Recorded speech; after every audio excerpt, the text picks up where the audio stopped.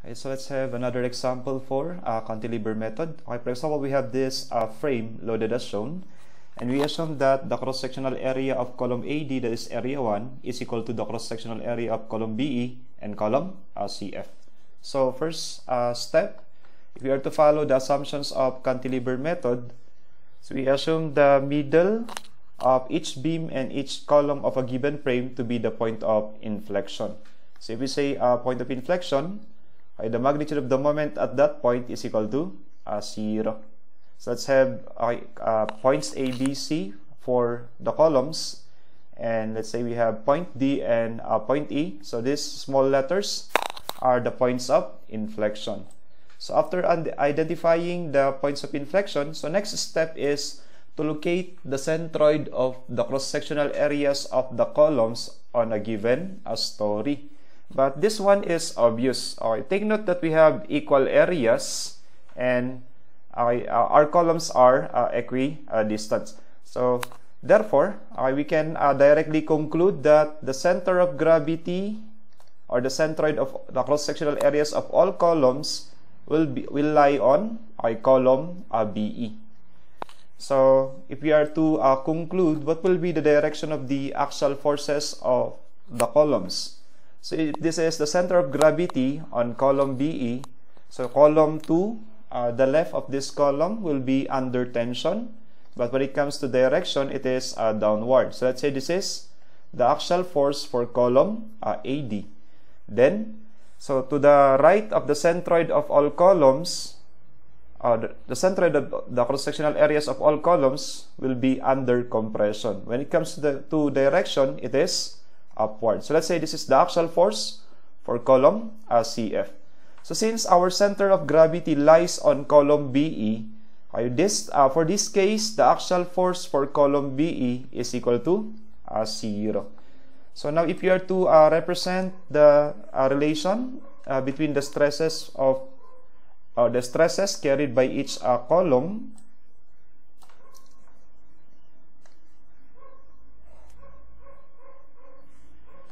so we have a tensile stress. This is a tensile stress for column AD.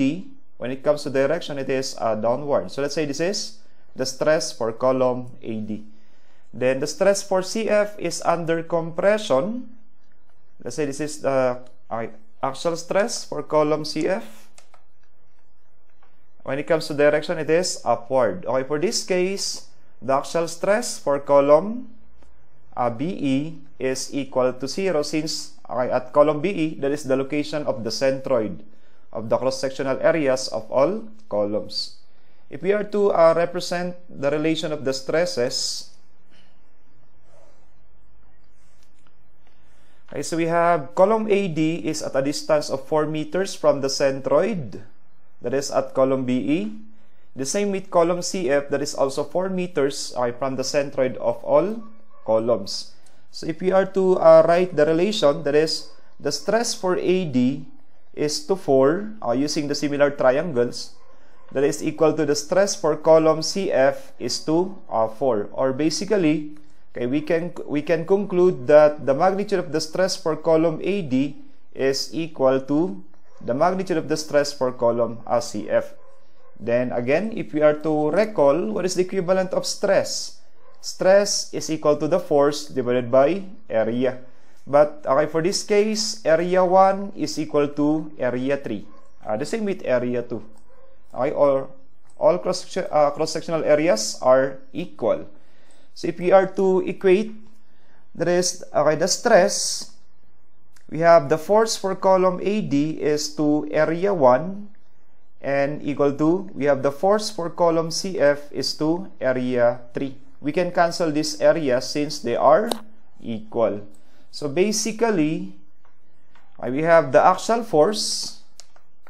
The axial force for column AD is equal to the axial force for column CF. Okay? Then we may now separate the upper half, the upper half of the frame, and we are to use equilibrium equation. So let's say the upper half is this one. So we have the direction of the axial force for column AD. This is downward. And the axial force for column CF, this is upward. So again, for this case, the axial force for column BE is equal to 0. So that makes this free body diagram, or this portion of the frame, determinate. So we can compute for the axial force for CF and AD directly. That is, we may do a summation of moments at the point of inflection A equal to 0, assuming clockwise moments to be positive. So that is, we have 100 meters, this is multiplied by 2, minus the axial force for column CF, this is multiplied by 8 meters, is equal to 0. So we have the axial force for column CF, that is 100, this is multiplied by 2, divided by 8. That is equal to 25 kilonewtons. We have 25 kilonewtons. So we have, this is 25 kilonewtons. If we are to do summation forces vertical and BE is 0, that makes the magnitude of the axial force for column AD also equal to 25 kilonewtons. So these are the axial forces for all columns.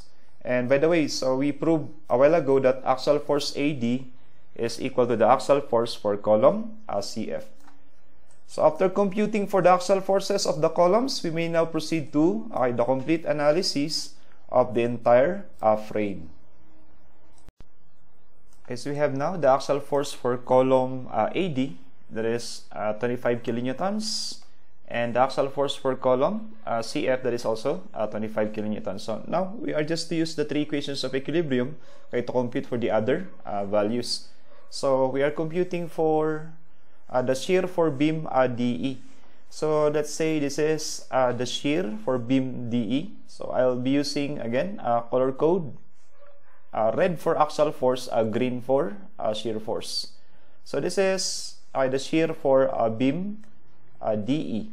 But this is obvious if we are to do summation forces vertical at joint D. That is obviously, if we have a 25 kilonewtons downward, therefore we need a 25 kilonewtons upward for equilibrium. So this is, the shear is equal to 25. Now if we are to do summation of moments to determine this shear, the shear for column AD, that is the summation moment about, let's say this is initially, or the point of inflection, the point D. If we are summation moment about that point, so I'll be doing just a direct computation. That is, we have 25 times 2 over 2. That's basically 25 kilonewtons. So this is the same as 25 kilonewtons. Since we have equal dimensions, from joint D to the points of inflection, to the column and to the column AD and to the beam DE. Then doing summation forces horizontal, we have 100 kilonewtons. 100 kilonewtons to the right. We have 25 kilonewtons to the left. So the axial force for beam DE will be obviously 100 minus 25. That is 75 kilonewtons. So that is, let's say, 75. Then for the moment about joint D, that is 25 times 2. This moment is equal to 50 kilonewton meter. The same for the moment using the shear for column AD. That is also 25 times 2. This time we have 50 kilonewton meter, that is clockwise. So that is the complete analysis for joint D. Then we proceed to base A. So this is, we will be having 25 kilonewtons upward. Then the vertical reaction at A will be 25 kilonewtons downward. Then for the shear, this is 25 kilonewtons to the right. Then the base shear at A, that is 25 kilonewtons to the left. Then for the moment, this is a moment of 50 kilonewton meter. The moment reaction at the base will be counterclockwise 50 kilonewton meter. So that is for column AD. Then we proceed to joint E and joint B. So all we have to do is consider the opposite direction. So this is an axial force of 75 kilonewtons A shear force, this time downward, that is 25 kilonewtons. As you can see, the axial force for BE is 0. We can directly compute for the shear for beam EF. So this is the shear for beam EF. That is summation forces vertical about joint E. That is the same as the 25 kilonewtons. Okay. Then let us compute for the shear. This is the shear force for column BE. So we may do the summation of moment about this point of inflection. I think this is the point of inflection E. So I'll be doing a direct computation. So let's say that is alpha x for the shear for column BE. That is multiplied by 2 meters mid height. Then minus, that is 25. The shear from beam DE, 25 at a distance of 4 meters equal to 0. So shift solve, that is 50 kilonewtons. So we have the shear for column BE. This shear is equal to 50 kilonewtons. Then we can now do summation of forces horizontal about joint E. That is, we have 75 kilonewtons to the right and 50 kilonewtons to the left. So 75 minus 50 is obviously this is 25 kilonewtons.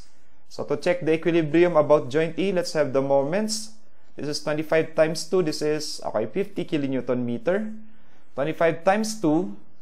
That is also 50 kilonewton meter. Then this is 2 meters, the mid height of the column. That is the shear 50 kilonewtons times 2. It will give us a clockwise moment of 100 kilonewtons. So as you can see, we have 2 counterclockwise 50 and 100 clockwise. So that makes a joint E in the state of equilibrium. Then we go to the base. This is base B. The axial force is 0. Then we have this one. This is 50 kilonewtons. And that will give a 0 vertical reaction at base B. A base shear of 50 kilonewtons to the left. Then for the moment, this is we have 100 kilonewton meter. Therefore, we have a counterclockwise moment reaction of 100 kilonewton meter at base B. Then we have at joint F. So we have an axial force. This is 25 kilonewtons. So for equilibrium, the shear force for column CF, this shear force for column CF, if we are to do summation forces horizontal, that should be also equal to 25 kilonewtons. Then summation forces vertical, or we have to transfer this 25 kilonewtons. So that is upward from the previous joint. This time it is downward for equilibrium. So we have the moment about joint F. 25 times 2 is 50. 25 times 2 is also 50. Then at base C, or point C, as we have a downward axial force of 25 kilonewtons. So vertical reaction at C is 25 kilonewtons upward. Then this is the shear 25. A base shear at C equal to 25 kilonewtons. This moment is 50. So we have a moment reaction at the base. A moment reaction at the base also equal to 50 kilonewton meters. But that is counterclockwise. So this is the complete analysis of the frame. So next, we are to draw the shear and moment diagram of the frame. Okay, so for the shear diagram, so let's say this is for the shear diagram of the frame. So let us consider the axial forces and the shear forces of the frame. So starting on column AD, so we have, so this is a downward reaction of 25 kilonewtons. So for equilibrium, it should be at 25 kilonewtons upward. So take note, we are considering the endpoints of each member. So this is from point A, to point D. And so from our analysis a while ago, so we have 25 kilonewtons to the left at A. So this is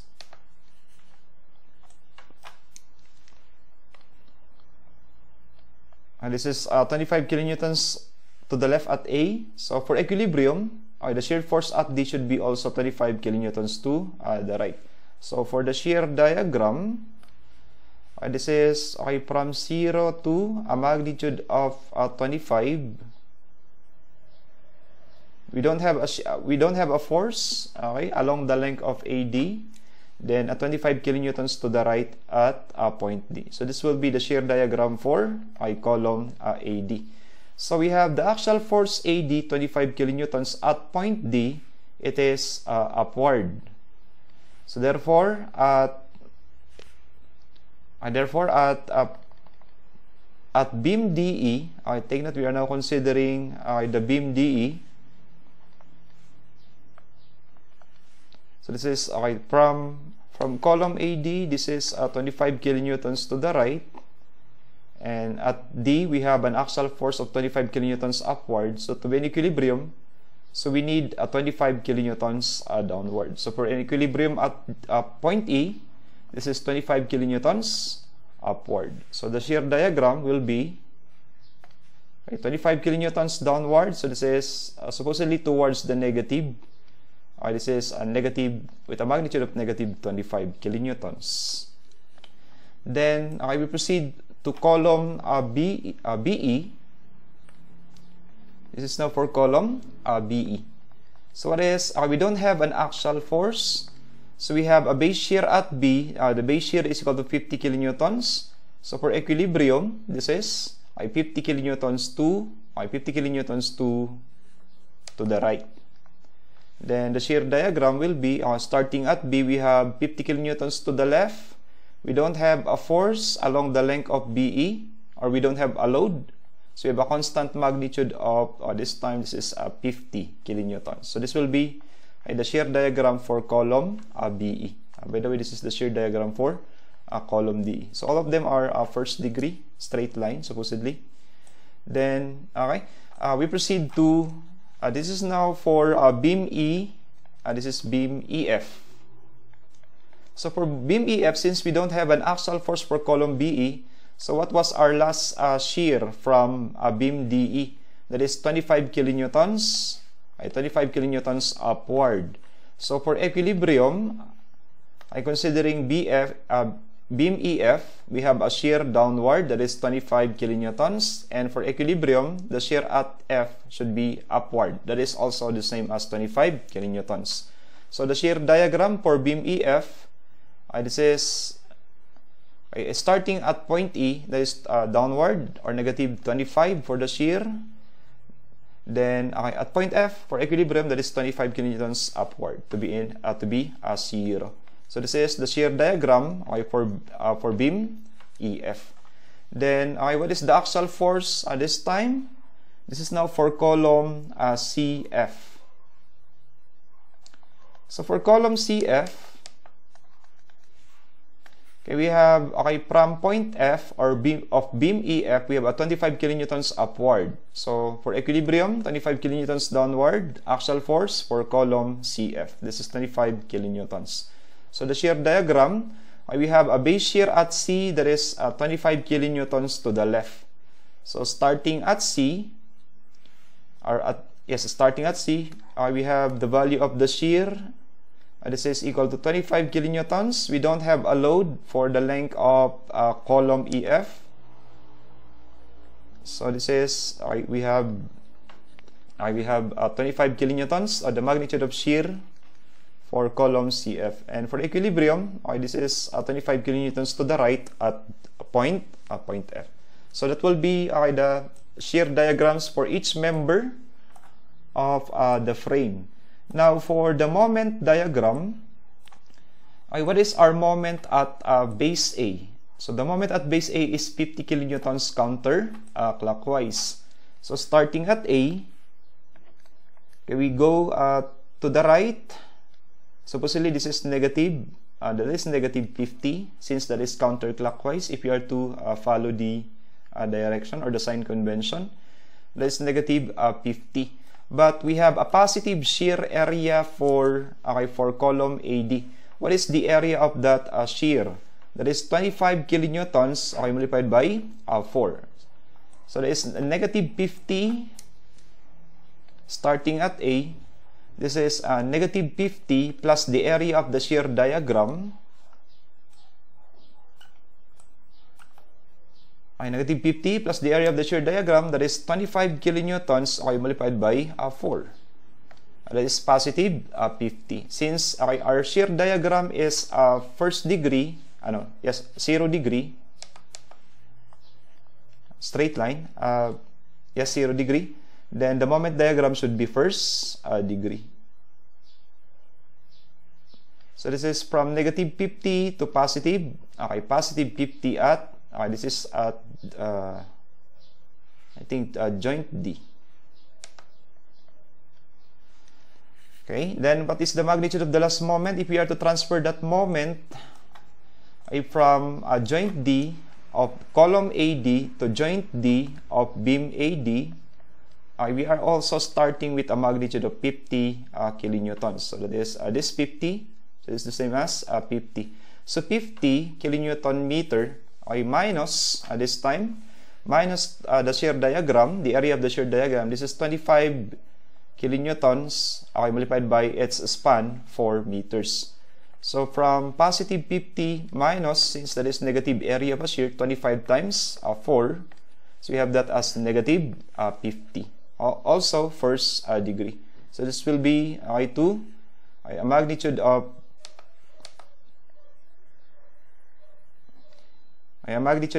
negative 50. This is first degree. So that is for beam. This is for beam DE. Then we proceed to column. This is for column BE.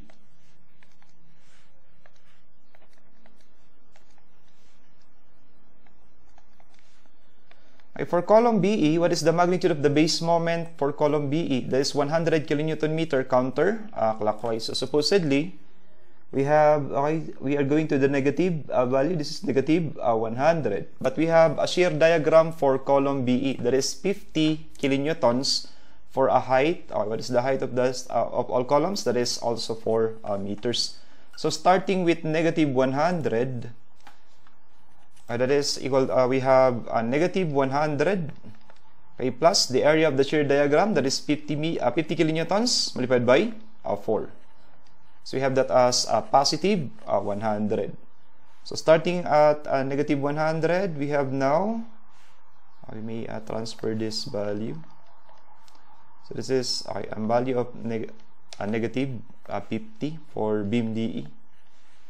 So for column BE, that is from negative 100 to positive 100. Take note that these points wherein the moment is 0, these are our initial assumption of the points of inflection. So initially this is point A, this is point B, I think this is point D. That is for the first 3 members, for column AD, for beam DE, and for column BE. And then next, we proceed to the next member. This is for beam EF. So what is what should be the moment at beam EF? So take note that we are considering internal moment, or the moment reaction for the moment diagram. For beam EF, we have a magnitude of 50 kilonewtons. This is 50 kilonewtons counterclockwise. So the moment reaction at joint E should be clockwise, or that is supposedly a positive moment. So starting at E, so we have a magnitude of positive. This is 50. Then we have a negative area of the shear diagram, similar to beam DE. All we have to do is copy beam DE. So from positive 50 to this is now towards negative 50 at point F. So this is we have negative 50. So this will be the shear diagram, the moment diagram for beam EF. This is, I think, point of inflection. Point E. Then for the last column, so we have the last magnitude of the moment from joint F, from point F. If you are now to transfer for column CF, we have the magnitude of negative 50. So this is from negative 50 supposedly, or 50, then towards negative 50. Or maybe this is a bit confusing, but the orientation of the moments from columns to beam is they are different. Okay, so this will be our shear and moment diagram for the frame.